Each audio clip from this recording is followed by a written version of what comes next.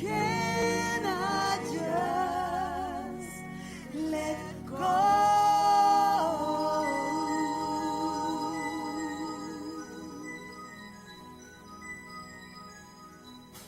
If I can let go, the darkness will fade.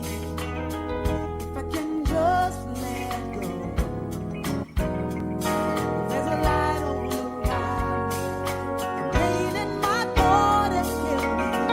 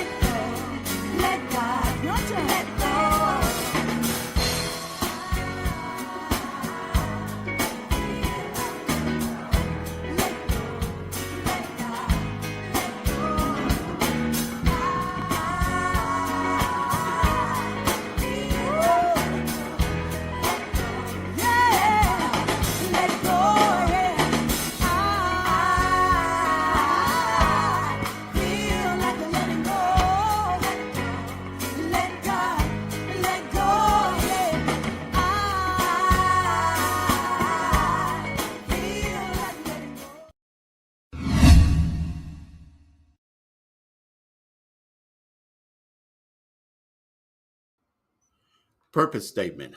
Our purpose is to create a spiritual community that recognizes that there is one presence and one power in the universe, God. Daily, we actively practice this spiritual truth. We open our heart space to each person to acknowledge one another as expressions of God. It is in each other that we see God.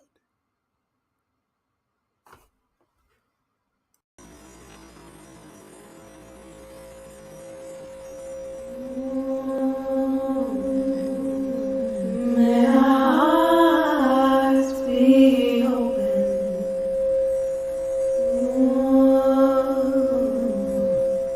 May our hearts be open.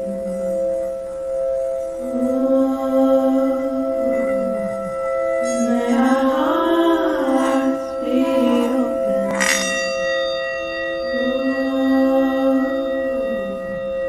May our hearts be open.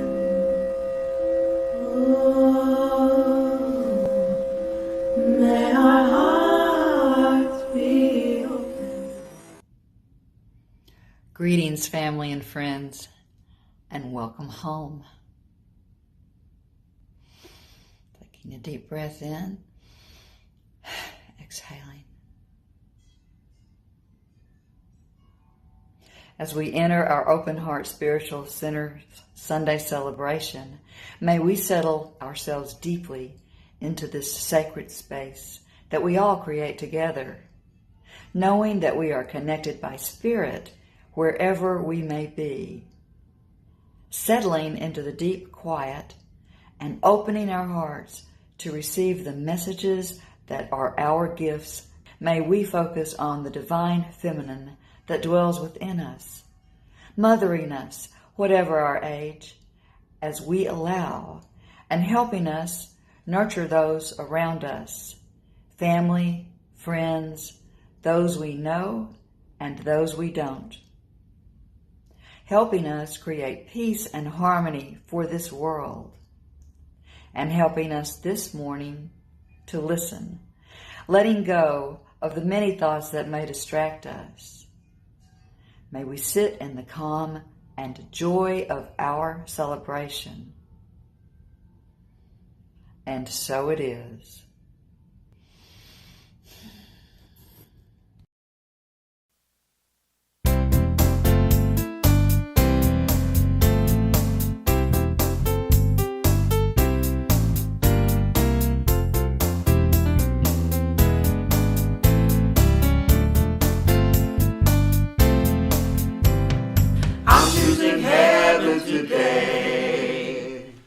I'm choosing heaven today. I am walking the road of heaven right now. I'm choosing heaven today. I'm choosing love today. I'm choosing love today. I am walking the road of heaven right now. I'm choosing love today. I'm choosing beauty today. I'm choosing beauty today. I am walking the road of heaven right now. I'm choosing beauty today. I choose compassion today. I choose compassion today. I am walking the road of heaven right now. I choose compassion today. I'm choosing grace today. I'm choosing grace today. I am walking the road of heaven right now. I'm choosing grace today.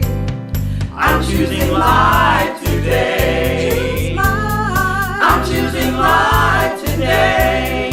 I am walking the road of heaven right now. I'm choosing life today. I'm choosing joy today. I'm choosing joy today. I am walking the road of heaven right now. I'm choosing joy today.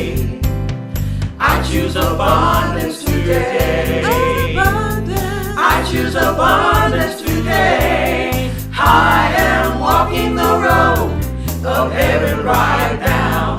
I choose abundance today. I'm choosing heaven today. I'm choosing heaven today. I am walking the road of heaven right now. I'm choosing heaven today. I'm choosing heaven today. I'm choosing heaven today. I am walking the road of heaven right now. I'm choosing heaven today. I'm choosing heaven today. I'm choosing heaven today. I am walking the road of heaven right now. I'm choosing heaven today. I'm choosing heaven today. I'm choosing heaven today. I am walking the road of heaven right now. I'm choosing love. I'm choosing beauty. I choose compassion. I'm choosing grace. I'm choosing life. I'm choosing joy. I choose abundance. I'm choosing heaven today.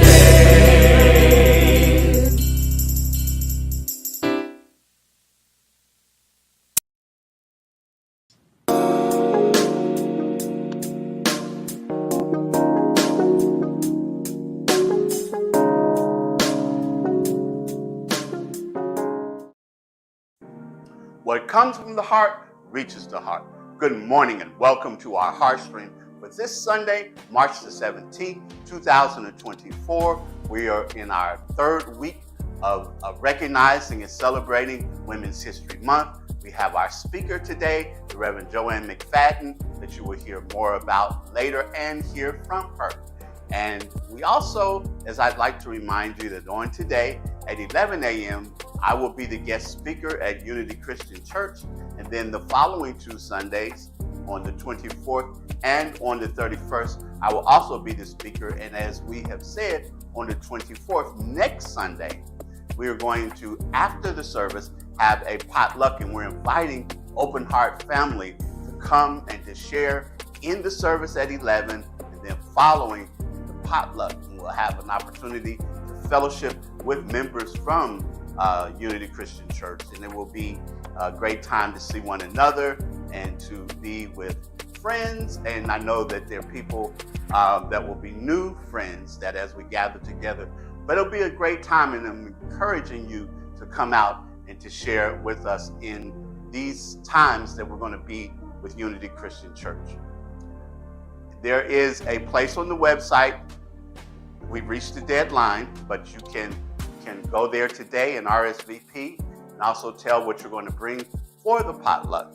And it'll be a great time, and I'm looking forward to it.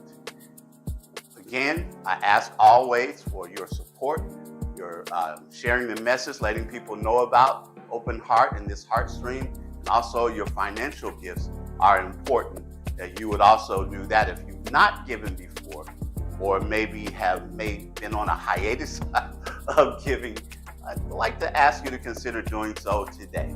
There are expenses that we do have as a spiritual center, even though we're virtual, and your support is important and means a lot to us. I so love this opportunity here, because I say it and I mean it with all sincerity. I greet you, I bless you, I see God in you. Our affirmation for the month of March. Her story, uplifting and amplifying voices of truth. Today, I honor the voices of truth that have shaped her story, uplifting and amplifying the stories of resilience, courage, and triumph. I affirm that each of us is a unique and individualized expression of God, joining in a collective narrative to transform our world. Amen, Ashe, and so it is.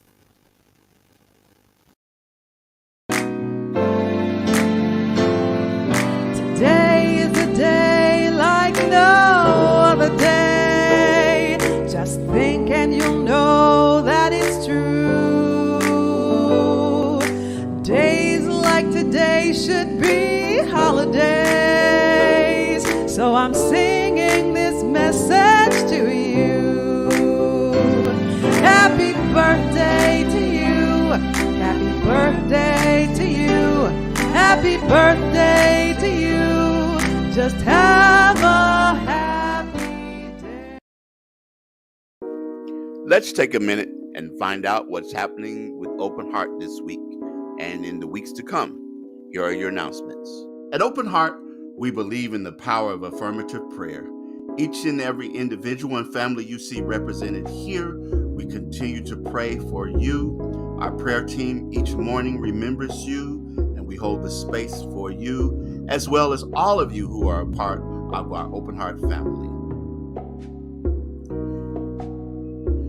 There are several ways to give to Open Heart: through our Cash App at OHSC 901, online at OHSC901.com, or text the word GIVE to 615-422-4290. Begin or continue your day with prayer through our daily affirmative prayer call every morning at 8 a.m. Central Time, 901-586-8755.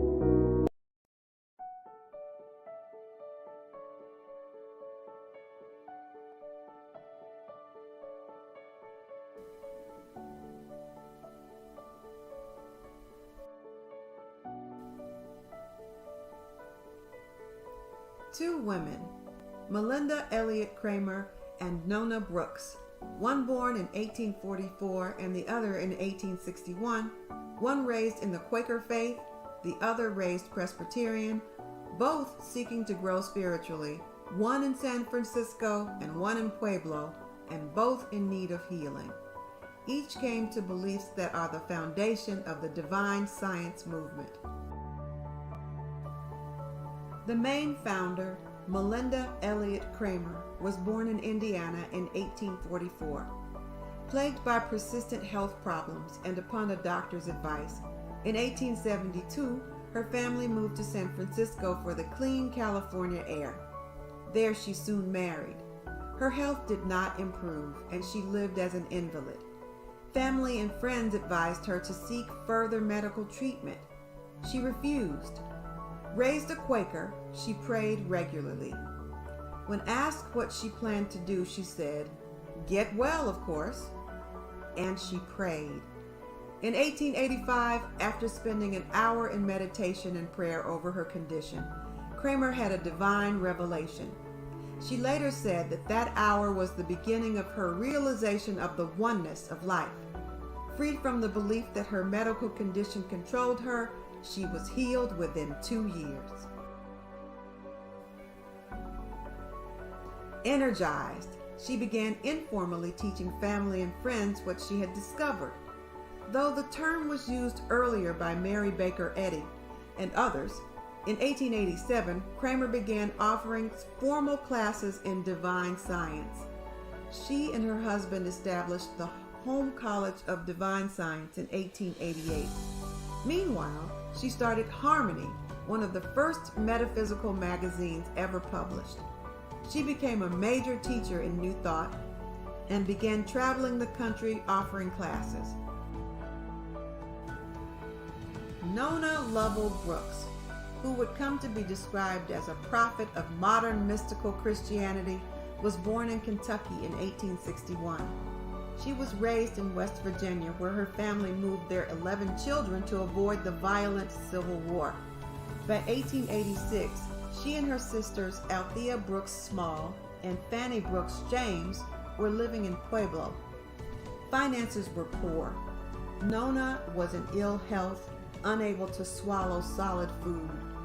A friend insisted that the sisters study with Kate Bingham. During the fourth lesson, Nona had her own revelation.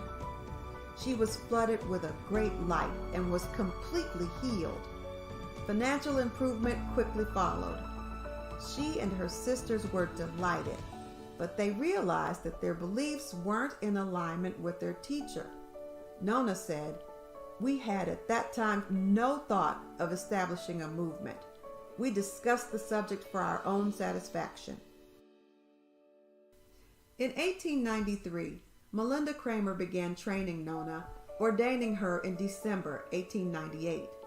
With the name approved by Kramer, Nona established the Divine Science College in Denver. On January 1st, 1899, also with Melinda's blessing, Nona and her sisters established the first Divine Science Church of Denver. There, Nona became Denver's first woman pastor. She held the position for 30 years. After Kramer's death, it was to become the home church of the Divine Science denomination. At that point, Nona Brooks became recognized as the leading voice of divine science, and the movement continued to expand. By 1918, there were divine science churches in many large cities. At the height of her popularity, she decided to resign her pastorship. Despite strong opposition, in the early 1930s, she was granted a leave. She moved to Australia for several years, strengthening the divine science movement there. Upon her return, she often spoke at New Thought summer conferences. In 1938, she became president of the Divine Science College in Denver, a position she held until 1943. 2 years later, on March 14, 1945, only 8 days before her 84th birthday, Nona Brooks made her transition. Both women were prolific authors on the topic of divine science. Ventura Papke so believed in treatment that she didn't want to know the story. And it was that absolute faith in each person's perfection and oneness that made her such a powerful teacher, practitioner, and spiritual guide for so many. Ventura Papke was born in 1901 in Kansas City, Missouri, and born into a well-to-do family that deeply supported the Baptist Church. She was always a spiritual rebel who, at age 13, refused to attend the Baptist Church. Reluctantly, after a family fight, Ventura stayed in the church but left at age 18. When Ventura came to California in 1937, she had mended her feud with God and had progressed from being a Baptist to Catholicism, where she discovered her love of ritual and confession. Ventura said, "The Baptist church taught me that God loves me. The Catholic Church taught me how to pray, confess, and forgive myself." Then she embraced the teachings of unity and taught that for many years. Finally, she came to religious science when 2 people told her that she really belonged more in science of mind. Frustrated by their comments, Ventura was determined to prove them wrong. She investigated more, took a class, and she realized that she had finally found the teaching and knowledge she had been seeking all of her life. Papke had a unique relationship with Ernest Holmes, the founder of the Science of Mind. Initially, Holmes's wife, Hazel, served as his practitioner. Upon Hazel's death, Ventura Papke became his practitioner and was responsible for several innovations in the process of spiritual mind treatment and roles of practitioners. At 94, she was still sought after as a practitioner. Dr. Papke influenced 2 generations of healers. On March 19, 1997, Ventura Papke made her transition, and thousands still remember her fondly. Kathy Sue Sagerson was one of 2 people interviewed for a blog. She remembers Ventura opening up each of their practitioner classes with the same affirmation: "I am an irresistible magnet with the power to attract unto myself everything that I divinely desire, according to the thoughts, feelings, and mental pictures I constantly entertain and radiate. I am the center of my universe. I have the power to create whatever I mentally choose and accept. I begin choosing and mentally accepting the highest and best in life.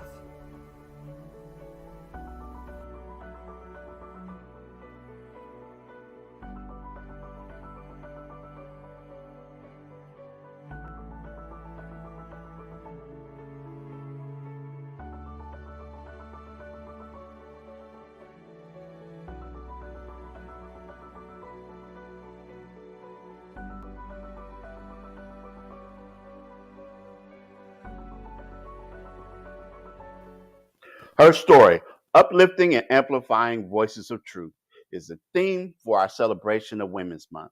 And we have a lineup that is going to do just that. It includes Christy Rojas, Jocelyn Johnson, Joanne McFadden, Janet G. Petty, and Villa Willis, also known as Manasa. We look forward to hearing from these very powerful voices as they uplift and amplify truth. As you hopefully know by now, our service and fellowship with the Unity Christian Church has been moved to next Sunday, March the 24th at 11 a.m. I'm inviting our open heart family to join us. Following the service, there will be a potluck, an opportunity to fellowship with our friends from UCC. A text with the link to RSVP went out, and you can go to the website and RSVP there. This is the last day to do so.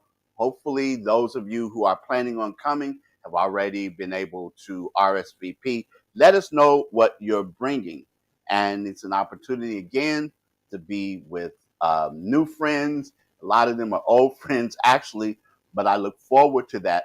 And as I mentioned, I will be speaking on today, March the 17th. I was speaking again on Sunday, March the 24th, which is when the potluck will take place. And then I will be speaking on Sunday, March the 31st, which is actually Resurrection Sunday or Easter. And so we have several opportunities to be together. I hope to see you there.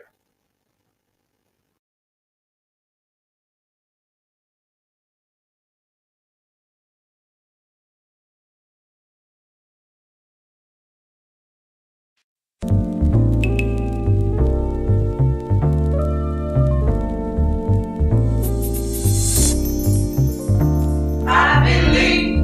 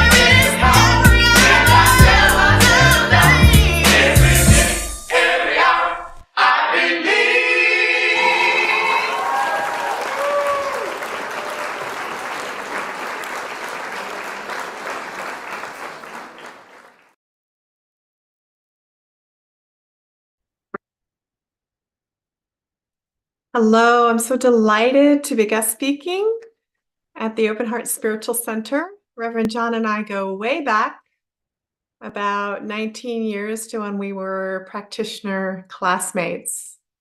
So I'm excited to be here and to help you all commemorate Women's History Month. So I wanted to start out with a story to let you know a little bit about me and where I came from. And actually what brought me here today, eventually. My mother was invited to a Thursday morning healing service at the Church of Religious Science in Long Beach, California in 1966. She and my father were not happily married. They'd been married for 11 years. They weren't happy. They were on the brink of divorce. And she went to the Church of Religious Science and she started to learn some things. It started to change her. And my father at the time, and he fully admitted this, he was a real jerk. He didn't use the word jerk, he used another word, but thanks to my mother, I won't swear from the pulpit. But he admits that he was a jerk, and he used to do things to intentionally make my mother angry. For example, he'd be working at the office, and he would wait until around 5 o'clock when he knew that she was getting dinner ready and ready to put dinner on the table at any moment. And he would call her and say, "I'm going to be working late." And he would love it when he got the reaction of her being very upset with him. But after my mother started attending these Thursday morning healing services at the Church of Religious Science in Long Beach, one day he called to pull the same stunt. He told her, "I'm going to be working late." And she said, "Okay, don't work too hard." And she hung up the phone. And of course, that made him rush right home. And he'd been teasing my mother for a while that this was her California cult. But he said, "I'm going to go to that church with you on Sunday and find out what's going on." Because he wasn't getting a rise out of her like he used to. So they went to church. It was held in a theater, a little odd. And they were listening to Dr. Bartow, the minister, talk about classes in the science of mind. And my father turned to my mother and he said, "We have to take those classes." And she said, "We can't afford to." And he said, "We can't afford not to." So they enrolled in the Religious Science 1-year-long course in 1966. They learned how to do spiritual mind treatment, which is religious science version of affirmative prayer. And they've been wanting a second child for a long, long time. And 9 months later, I was born. My brother and I are 10 years apart. And that just goes to show that you have to be careful what you treat for. Anyway, so my father went on to become a minister and later a hospice chaplain. And he affected thousands of people. My mother was there while my father might have taken the spotlight. She was the wind beneath his wings. And she was the one that brought her husband into Science of Mind and raised me, her daughter, in Science of Mind. And now her granddaughters have been raised in Science of Mind. And she had just a great influence. And I think it just shows the influence that women have on their families. So this morning, one thing I did learn from my father is to teach by illustration. He always had a story. He said, "People are going to remember your stories." So I thought, who would make a great story? And so I started doing some research on Harriet Tubman. I watched a movie called Harriet, a 2019 movie. It was fabulous. And it told her story of how she escaped and then brought uh, over 70 people to freedom in the North, and how she, all her efforts during the Civil War to free people, to bring people to freedom. So Harriet was born Araminta Minty Ross in March 1822, and she married in 1844 and took the surname Tubman. And as a free woman, she took the name Harriet for her mother. So one of my parts of my research, and I was a journalist before I was a minister, so research comes really naturally to me, was I read a book, and this author was declaring that Harriet Tubman was a public mystic and really lifted her up, and rightly so. And then I read another article, and that declared that she was just an ordinary woman who took charge of her life. And I thought, so which is it? So I really, really started mulling this over in my mind and thinking. And I asked myself, so what was it about Harriet Tubman that caused this first author to claim that she's a mystic? So the dictionary.com defines a mystic as a person who claims to attain or believes in the possibility of attaining insight into the mysteries transcending ordinary human knowledge, as by direct communication with the divine or immediate intuition in a state of spiritual ecstasy. Now, in the science of mind, we talk about the mystic consciousness, and we define it as the consciousness of oneness, of really knowing without a doubt your oneness with God and acting from that place. So, what about Harriet? Well, there were a few things. So, at age 13, an overseer threw a 2-pound metal weight at a boy, and Harriet stepped right in front of him to protect that boy. The weight struck her and fractured her skull. And from then on, she had seizures and headaches for the rest of her life. But what also started happening is that she was receiving visions from God. And there's a whole other lesson here about good coming from, quote, bad experiences or happenings. But I'll leave that for another time. Then the second thing is, when she was making her way to freedom in the North, and then subsequently leading other groups of people to freedom, she would stop. If she wasn't sure where to go or what to do, she would stop and she would go within. She'd sometimes be in a trance-like state or even an unconscious state. And she would connect with God. She would listen for guidance. She would ask God to speak and protect her as she lay hidden in swamps, buried in potato fields, and crossing high and rushing rivers. She trusted that whatever she needed would show up when she needed it. Right? It's like that Michael Gott, the Unity Houston minister's a wonderful musician. He has a song that says, "All I need comes to me."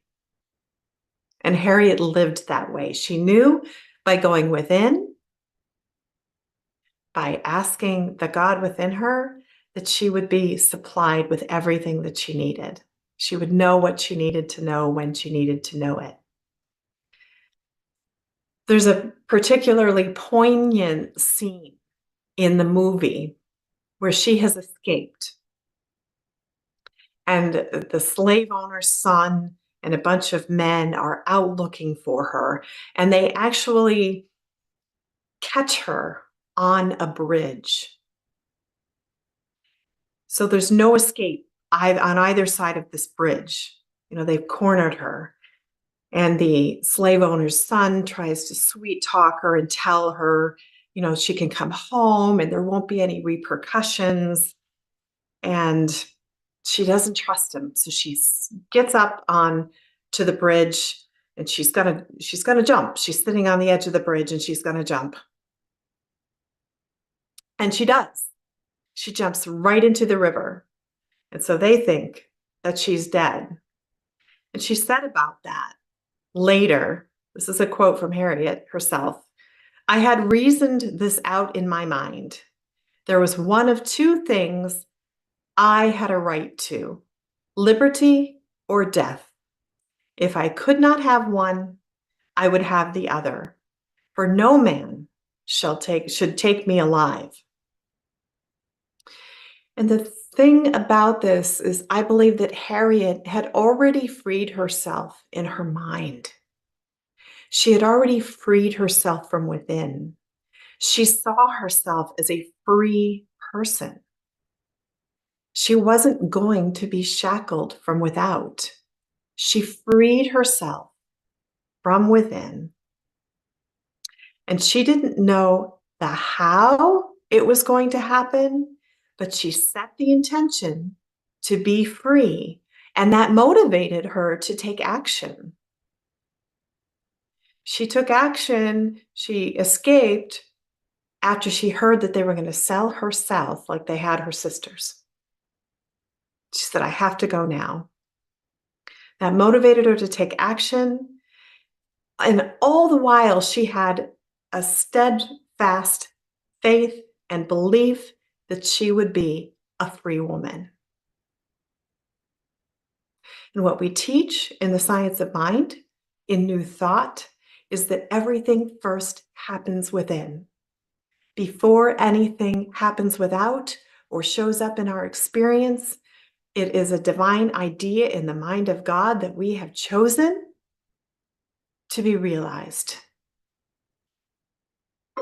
It does not work to try to change something in experience in the realm of effect.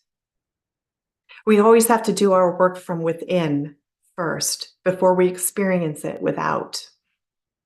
Some people think, oh, if I get this new job or I move to this other city, that's going to change something and make them happier. But the change first has to come from within, before it happens without. So Harriet freed herself from within. And then what followed is leading herself. She led herself all by herself about 90 miles to freedom. So this is a sign of a mystic. A mystic knows that life, that creation, happens from the inside out. And this is what Ernest Holmes taught in the creative process. It's how we take things from thought to thing. First, it's a thought. Then God, acting as the law of mind, acts upon our thought. The law is the servant of our word and brings that thing into experience or into form in our life. And what backed up her intention was that Harriet always trusted. She always trusted that she had what I like to call a soft spot to land in spirit. That means that whatever happens, I know that I am going to be okay. Spirit's got me. And Harriet believed that God was always supporting her. When someone credited her for amazing courage, this was her response. "Don't I tell you, missus, it wasn't me. It was the Lord. I always told him, I trust you. I don't know where to go or what to do, but I expect you to lead me. And he always did." End quote. So a mystic knows that he or she is never walking alone, right? There is this divinity, this source, this power within that is always there steadfastly. And it's waiting for us to connect with it, waiting patiently for us to connect and to live from that place of knowing who we are. Another attribute of a mystic is really recognizing the oneness with others, right? We are all from the same source. We are all of the divine, and that connects us all with the whole. And Harriet demonstrated this in her life time and time again. She was never content just to help herself. She had to go beyond that and help others. She did this in a lot of ways. One, and really the only one I was familiar with before I did this research into her amazing, amazing life, not just in her Underground Railroad days, let's say. She had an amazing life beyond that. But as a conductor on the Underground Railroad, she went back south 13 times over 10 years to lead others to freedom, putting herself at peril because there was by that time a bounty on her head. She never lost anyone on any of her trips north. All 70 people that she led made it to freedom. And did you know that during the Civil War, Harriet Tubman served the Union Army as a cook, a nurse, a spy, and an armed scout? She even led 150 Black soldiers in the raid on Combahee Ferry, South Carolina, where Union troops set plantations on fire and freed over 700 slaves. They heard the signal from the steamboats and they came running to freedom. Harriet led that. I think she was the first woman to ever lead troops in battle for the United States, I think. And then after the war, she was a suffragette, fighting for women's rights. And later, she founded the Harriet Tubman Home for the Aged and Indigent in Auburn, New York. So she helped people her entire life. She was compelled to do that because she knew that when we help another, we are helping ourselves. We are nurturing ourselves as others.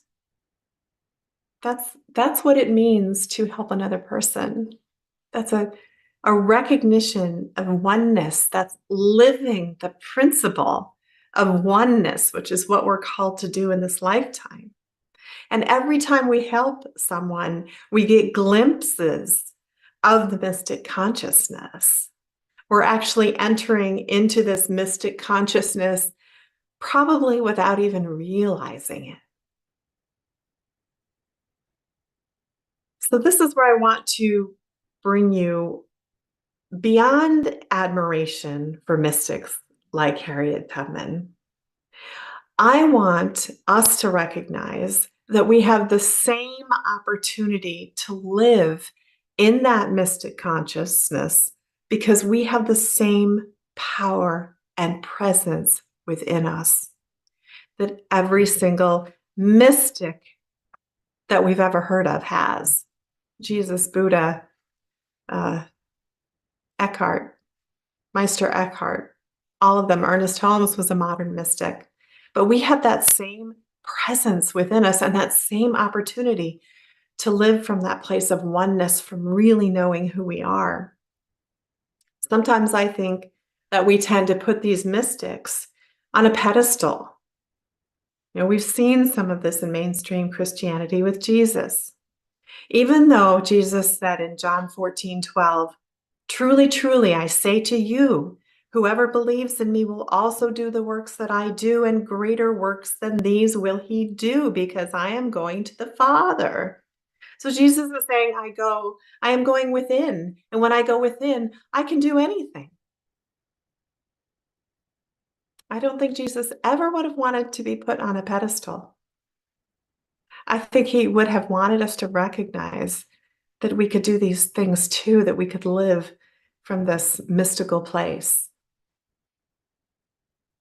So let's not miss the opportunity that we have to live a mystic life.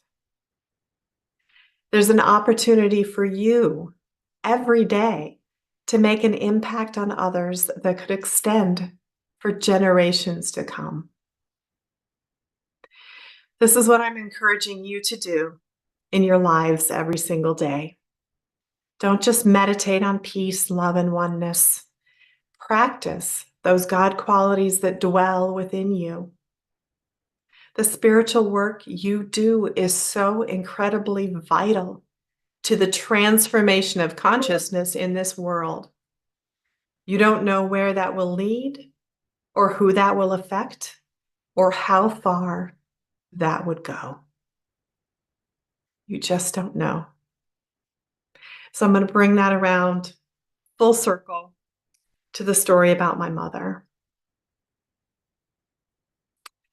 My mother, in seeking to help herself, found this life-affirming teaching of the science of mind. She then in turn influenced my father and influenced me.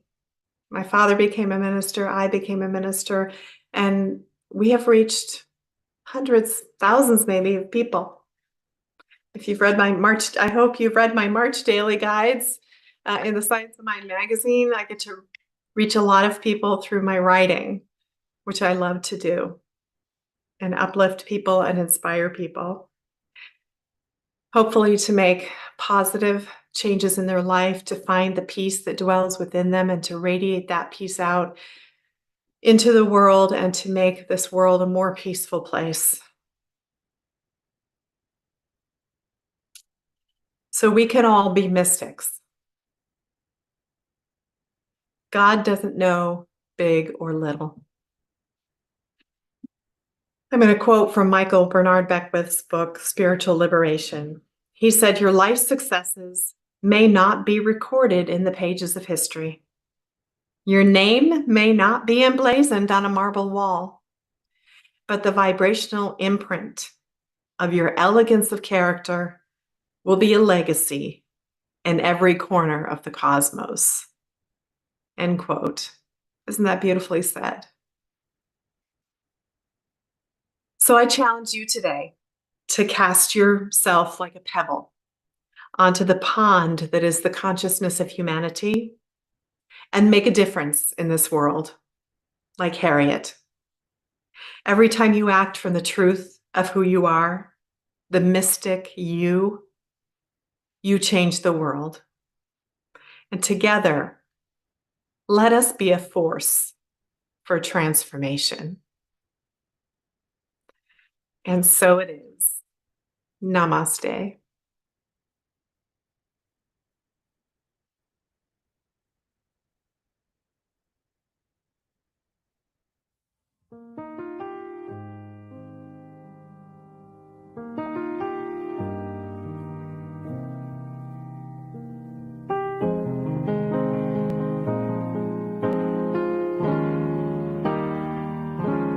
Whatever you want, whatever you need, anything that you want done, baby, I'll do it naturally, 'cause I'm every woman, it's all in me.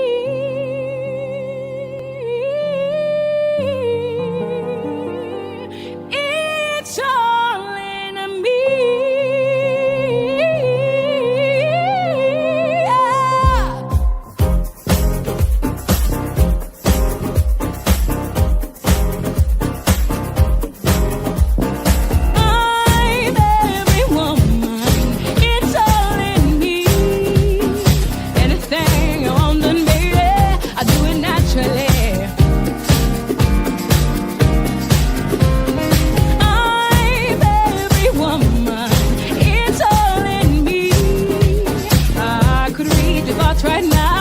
everyone from A to Z.